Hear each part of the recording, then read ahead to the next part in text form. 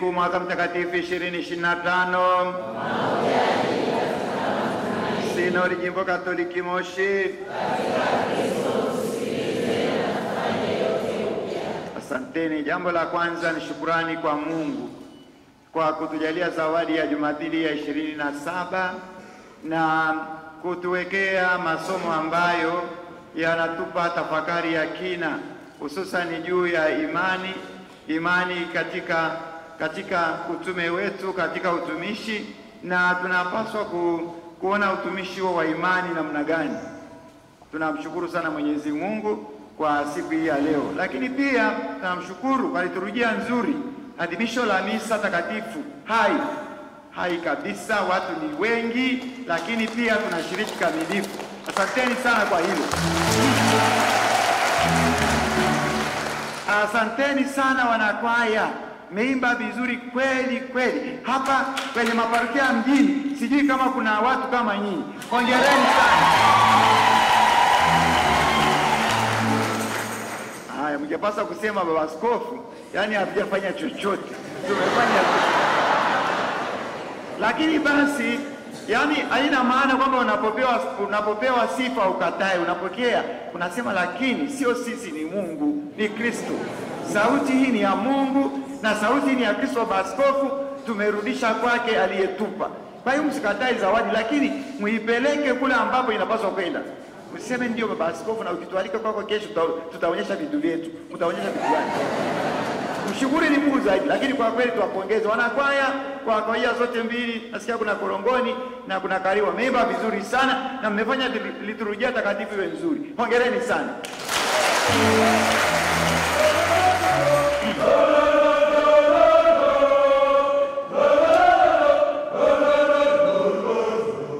Sasa hiyo imebeba makelele, sio kwa ya kanisa. Hiyo imebeba makelele. Yani lugha, yani nani ya kanisa. Nafikiri kuna padi moja anayesoma Roma muziki, ndiye ametengeneza hata huo wimbo wa Jubilei Kuu. Yani amesema nyimbo lazima zitulie, sisisumbue mtu, yani zitulie. Sasa hapo una utulivu, unasumbua. Msifu Yesu Kristo.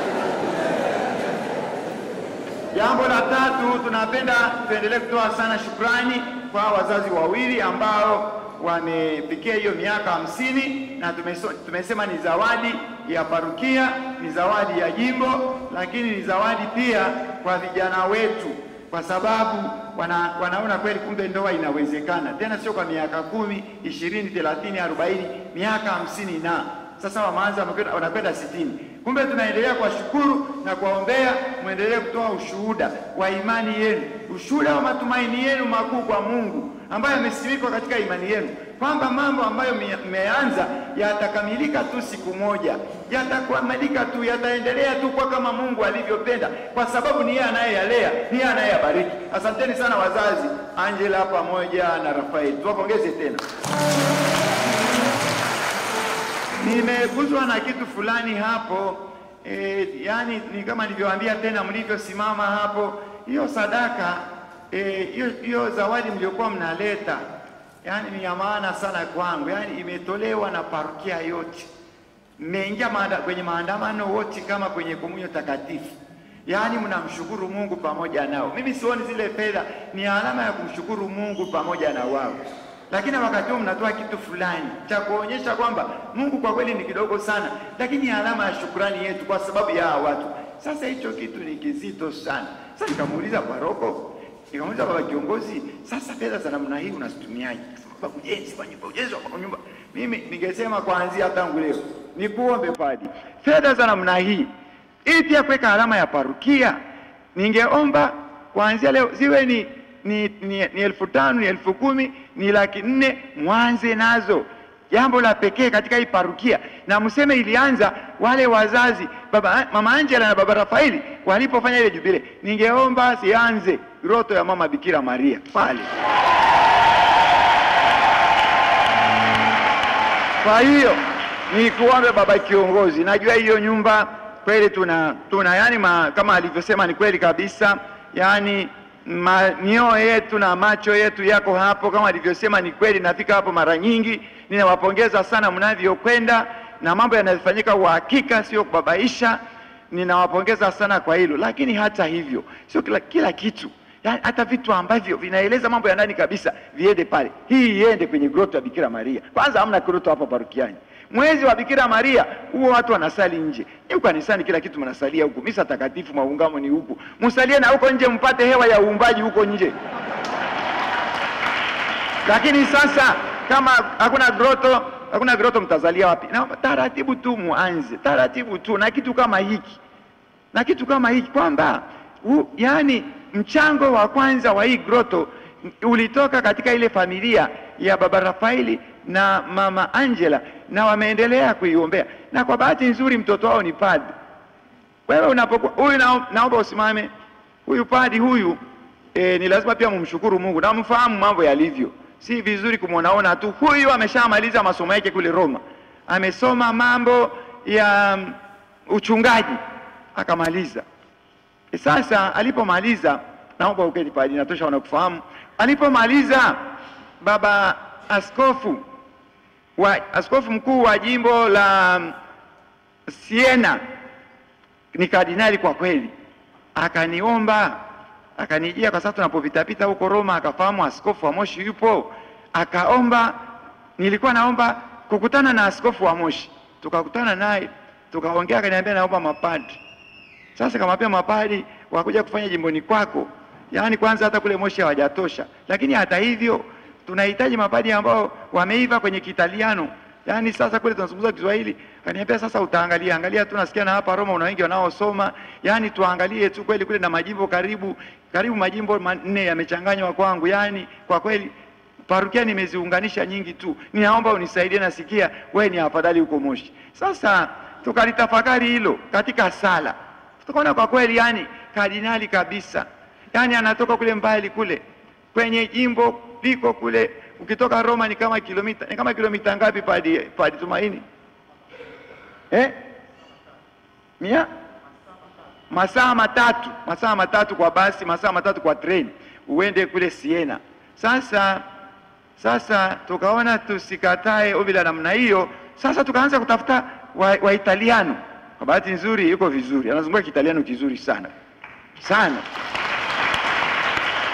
na mwingine tena ni mtoto wetu pia mnamfahamu, anaitwa Padre Deogracias Mashindano. Yeye amemaliza kule Roma mambo ya canon law, ni daktari katika mambo ya sheria za kanisa. Alikuwa paroko wa Sambarai, alafu tukampeleka kule kwenda kumalizia masomo yake, alikuwa amesoma huko zamani.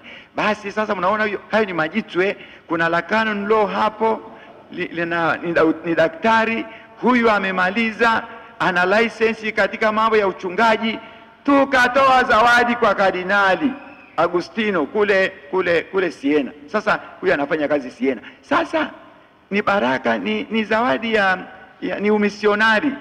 Ni umisionari kwa kweli. Tumefunga, Baba Mtakatifu Francisco ametuambia tusiogope kuwa misionari, kuonyesha alama za umisionari, kusaidia wengine. Hata kama tuko wadogo tukafanya sadaka ya umisionari, Mungu atatuinua zaidi. Basi tumefanya. Sasa nikajiuliza, kwa hiyo huyu padri hajafanya vizuri hata kidogo. Ametoa hapa, huyu padri kweli amesoma, ametoka kule Roma, amesoma Roma. Leta ile kalisi. Kweli ametoa kalisi ambayo haijakamilika. Ni padri wa kanisa Katoliki hilo. Hii haijakamilika, inahitaji mambo yake. Naomba mrudishie akaikamilisha. Kwa sababu huyu anasoma Roma, kule vinatoka vitu vitakatifu. Na anapokuja alikizo analetea vitu vizuri sana. Sasa unaletea kalisi namna hiyo haijakamilika. Amesema ati ni ishara inakuja. Haya tuione, usilete vitu ambavyo havijakamilika altarini. Lakini tukiwa na mtu wa namna hii huko na tunajenga groto na anakaa kule Roma, kule ambako vitu vya kanisa vinatoka, si tunamwambia sasa tafuta sanamu nzuri sana ya Bikira Maria na utakuwa ni mchango wako katika parokia hii.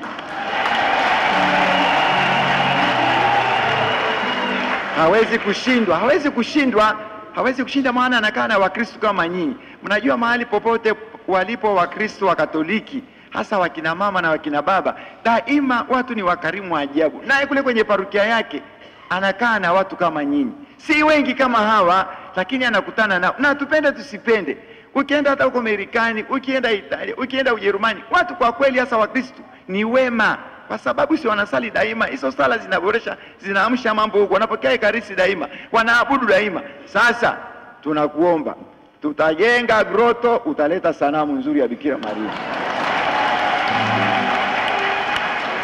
Na ukipata mchango wowote kuanzia sasa, mtu unaekaa Ulaya, unapanda ndege mara 4 kufika huko, utuletee fedha pia kinga. Kwa hiyo mimi naomba mambo makubwa namna hii jamani yasipite namna hii. Kweli hawa wazazi wameshikwa mkono hapa kanisa lote. Sawa, ni tendo la kuonyesha mshikamano. Kile walichotupa ni cha heshima na cha maana, mkitumike kwa ajili ya mambo makubwa, mambo ambayo tena yako parukiani. Sasa nyumba si tunayechangia kila siku tunachangia nyumba. Kwa hiyo nyumba tuendelee kuchangia, lakini hizo uzitenge, mkafungue leo. Na pia nafikiri hapa parukiani nimeshachangia fedha za groto, sijui kama bado ziko benki 200,000. Sijui kama ni hapa. Kwa hiyo ninakuomba baba kiongozi, tuanze. Kwa kweli kama ni mwezi wa Rozari, tungepaswa kusalia Rozari nje huko. Ni sawa, sio vibaya kusalia huko ndani pia, lakini kule nje pia kwa kuna watu wanaosali wamezunguka groto ya Mama Bikira Maria. Sasa watu wakubwa namna hii, nyinyi mnaonyesha ni parukia kubwa sana yenye nguvu sana, lakini mbona hamna mambo ambayo yana nguvu sana huko nje? Sasa kardinali anasema tu yani hapa ni pazuri kwa sababu ya uwanja pamoja na miti na sanamu ya Bikira Maria. Ninaomba hilo ni ombi lianze kwa hii sherehe ya wazazi, na huyu padi aliyoko huko nje, kwa ule nje kabisa ambapo kunapatikana vitu vizuri vya kiroho, vya kimungu, vya kiimani, tuletee na itoke pale imani yetu ilipoanzia pale kwa Baba Mtakatifu. Tumsifu Yesu Kristo. Sasa ndugu zangu, jambo lingine la 4 la mwisho ni kuna mambo ambayo yanazunguka hapa jimboni, ni mambo ya siku hizi, sijui nani ameyasema, na sikia tu Padre Faustini anaondoka, Padre Faustini amechukuliwa na maaskofu. Mimi nasikia tu, hayo ni mambo ya watu ambao nasikia, lakini sasa mimi sijaeleza rasmi kwamba mambo yakoje, yanakwenda wapi, nani amemchagua. Sasa ni vizuri kuwa makini na mambo ya siku hizi. Mimi sijasema wala kwa mapadi wangu chochote kuhusu Faustini, isipokuwa yeye mwenyewe labda nimeshamwambia, na niamini kwamba ni padi, hangeeleza mtu yote. Sasa kuna maneno mengi, sasa mbona hata askofu asemi? Sasa anakaa na sisi mpaka lini? Kama anaondoka sasa, si tuambie anaondoka, ili sasa tufahamu huyo mwingine ni nani. Hayo ni maneno ya huko mtaani, ni maneno. Sasa ninaomba mpate habari kamili. Ni hivi, habari kamili iko hivi. Huyu padi amesomea science ya mawasiliano, communication. Ni mtaalamu katika fani ya communication. Sasa yeye kwa kweli tangu alipokuja mwaka wa 3 sijui wa 4, alipoingia hivi tu, alipomaliza masomo yake kule nje Marekani na akaja, basi sasa kwani kuna siri, tunafahamu kwamba kwenye jimbo fulani kuna padi fulani amefanya hiki. Kweli inafahamika, maaskofu anafahamu kwamba alitoka na fani ya mawasiliano katika kiwango hicho cha udaktari, na akaanza kuombwa tangu wakati ule alipoingia, kabla hata sijamleta hapa, akiwa kule Hai, mambo yameshaanza kwamba tunamwomba aje TC, kwa sababu kwa kweli katika ofisi zetu za mawasiliano hatuna mtaalamu yoyote. Tunamtafuta mkurugenzi kwa muda mrefu aliyebobea, na ndio huyo. Nikasema namhitaji, na ameandaliwa kwa ajili hiyo jimbo, hatunaye mtu namna hiyo, ameandaliwa kwa sababu hiyo. Akasema lakini tunamhitaji kurasini au TC ni kubwa, ni ya maaskofu wote, ni kubwa kuliko Moshi, tunahitaji. Kwa hiyo sasa maaskofu wamekaa hapo karibu miaka 4 sasa, wakiomba kwa barua na kwenye mikutano yetu, na tunapoeleza si rahisi watu waweze kuelewa jinsi ambavyo tunamhitaji hapa jimboni. Tunamhitaji sana hapa jimboni, maana hatuna mtaalamu wa mawasiliano katika ngazi yake na katika uelewa wa ulimwengu wa sasa hivi na kanisa la sasa hivi. Hatunaye.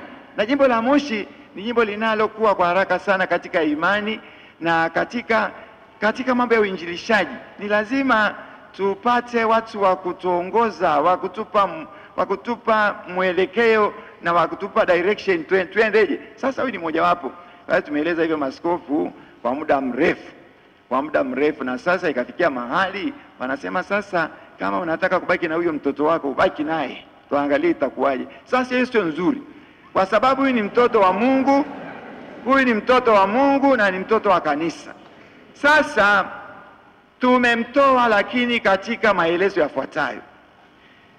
Ataenda kufanya kazi katika Baraza la Maaskofu Katoliki Tanzania, lakini katika mpango ufuatao, si kwa haraka hivi. Na hii nimeshamweleza rais wa maaskofu na nimemwandikia, kwa sababu ya uhitaji wake mkubwa. Kwanza kabisa ni mwenyekiti wa sinodi Jimbo Katoliki Moshi. Sasa sinodi ni kitu kikubwa sana. Sinodi ni safari, ni muondoko ambao na utaratibu wake, na tunapoanza ni lazima tutembee na vile vitu tulivyoanza nao. Sasa yeye akiwa kama mwenyekiti na akiwa kwamba yeye ndiye anayesimamia ile tunayoita instrumentum laboris. Instrumentum laboris ni chombo cha kazi, chombo cha sinodi kinachotuonyesha ni kwa namna gani tunapaswa kwenda, tunapaswa kutembea. Ni chombo cha kazi katika ile kazi yetu ya sinodi, katika safari yetu ya sinodi, katika matembezi yetu ya sinodi. Kwa hiyo hata ataondoka, lakini bado ataendelea kuwa ni mwenyekiti wa sinodi mpaka tufunge. Barua inasema hivyo. Sasa atakwenda kule Dar es Salaam, atakuwa anafanya na kurudi huku kwa ajili hiyo. Na hapa pia, lakini kwanza kwenye ofisi ya mawasiliano Jimbo Katoliki Moshi tunamhitaji sana, na kule haondoki. Ataondoka taratibu tunapoandaa pia mwingine sasa, au wengine ambao watachukua nafasi yake, na huku anaendelea kulea na kuonyesha pia ofisi inapaswa kwendaje ya mawasiliano jimboni. Kwa hiyo anabakia kuwa director, kuwa mkurugenzi wa mawasiliano jimboni. Kama na huko Kurasini barua yako inasema na umechaguliwa kuwa director wa mawasiliano, na hapa pia sasa tutafanya kote kuwili, maana ni kwa Yesu taratibu, alafu mpaka tuangalie huku nyumbani tusiharibu kabisa. Lakini pia anaendelea kuwa ni padi kiongozi wa hapa Parokia ya Mtakatifu Stefano, ni padi kiongozi mpaka, yani kama hata akimaliza nyumba, hatujamaliza sinodi, maana sinodi inakwenda mpaka tarehe 2/2026. Sasa tutakapomaliza hapo na kukisimamia kile kitabu ambacho kinatolewa, maana yeye kama mwenyekiti tumeanza naye kwenye zero na tutafikia naye kwenye kilele, kutoa kile kitabu cha maazimio ambayo sasa tutayaishi kwa miaka 10. Ni lazima yeye mwenyewe ahakikishe kwamba kimeandaliwa vizuri, na anamkabidhi askofu jimbo, anasaini, na tunaweka mezani sasa, na tunaweka katika kila parokia ile mambo ambayo tutaishi kwa muda wa miaka 10. Sasa hata kama nyumba ya mapadri ikamilika mwaka ujao na bado sinodi haijakamilika, hatuwezi pia kumkabidhi TC moja kwa moja mpaka amalize sinodi. Kwa hiyo atakapomaliza nyumba ya mapadri na atakapomaliza ofisi ya parokia, na mtakapokuwa sasa mmeteuliwa kuwa parokia, maana yani kwa kweli yani kuna kitu ambacho sio sawa hapa. Yani kuna uhai wa pekee hapa, kuna uhai kama wa parokia 2, lakini wakati huo sio parokia. Sasa inakwendaje? Yani mnajua, yani parokia teule ni kigango kilichoinuliwa, sio parokia. Sasa hapa kimaisha unaona, yani kwa kweli hapa kuna uhai mzito kabisa wa uwepo wa kiroho wa michango mbalimbali, si michango ya fedha tu. Yani waimbaji huko, watoto wako wanafanya mambo yao, vijana, kuna uhai mzito sana hapa.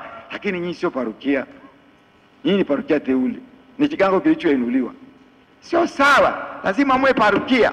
Sasa kwa vile kwa kweli tulikuja hapa mwaka jana tukazunguka na ile kamati ya askofu, hapa hamkupita, maana kuna mambo ambayo ni bado. na hata tungepita sasa hivi hamwezi kupita kwa sababu ile ofisi, na pale anapokaa mhasibu ni hatari sana. Nilisema sikai tena pale. Pale anaweza kukosa hewa na akaanguka chini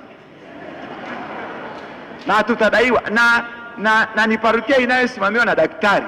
It will be a shame to the bishop and to the doctor. Sasa ni lazima mpaka mujenge ofisi ya parokia na nyumba ya mapadi ikamilike na mtaje parokia, na hapa utakwenda kwa amani. Utakwenda kwa amani kabisa. Utajisikia kwa kweli. Na mimi yani hapa jimbo la Moshi kama ameshafanya kitu cha pekee. Jimbo limekusomesha sana mpaka ukafikia huko. Kutoka umesoma Marekani, ukakaa huko miaka mingi, ukawa daktari. Sasa uache kufanya chochote hapa jimboni. Ufanye kwanza hiyo. Umalize nyumba ya mapadri, umalize kule Bikira Maria, umalize ofisi ya parokia, halafu mtaje parokia na wewe siku hiyo utangazwe kama paroko. Hata ukiondoka kesho yake potri mbali, lakini umekuwa paroko. Utakuwa paroko wa heshima. Na ningeomba kwamba ningeomba huyo anayekuja hapa yani ampe chumba daima. Kweli hapa amefanya kazi, lazima tufike hapo, na tunamwomba Mwenyezi Mungu tufike hapo. Kumbe ndugu zangu, mambo yako hivyo. Sasa anapoondoka hivyo, hapa kuna hitaji msaada. Machowera amebaki. Sijui kama unaweza kushika parokia mwenyewe baba Machowera, wakati ambapo yuko Dar es Salaam labda kwa wiki moja wiki mbili, alafu anakuja tena anakaa hapa wiki moja wiki tatu. Ni mtu wa namna hiyo. Ana nguvu sana huyu kijana. Anaweza tu. Ana nguvu, lazima shitumike. Maaskofu wote wanataka kusitumia, na askofu jimbo anataka kusitumia. Basi tutazitumia, lakini kwa mpango pia, tukikuombea na tukikulinda pia, ili usiende kwa haraka mno alafu tukakupoteza tena. Sasa Machowera ndiye anayebaki parukiani. Lakini hata hivyo tunajua kwamba yeye mwenyewe, hii ni parukia kubwa sana kama nilivyosema. Kuna msaidizi anayekuja, angepaswa kuwapo leo, lakini tumemwita kutoka mbali. Kwa sababu karia ilivyo, lazima tuiheshimu. Tumemwita kutoka mbali, yuko njiani sasa. Angepaswa kuwa hapa leo na asimikwe kama msaidizi wa padri kiongozi. Lakini anaingia kesho na Jumanne atawasili hapa. Yeye atakuwa ni msaidizi tu. Atakachokuwa anaambiwa na padri kiongozi, atakuwa anatoa utaratibu na yeye anatekeleza akiwa huko. Unaweza hata kutekeleza una monitor hata ukiwa huko Dar es Salaam. Mambo yaende vizuri hapa mpaka tumalize mambo yale makubwa ambayo maanza hapa.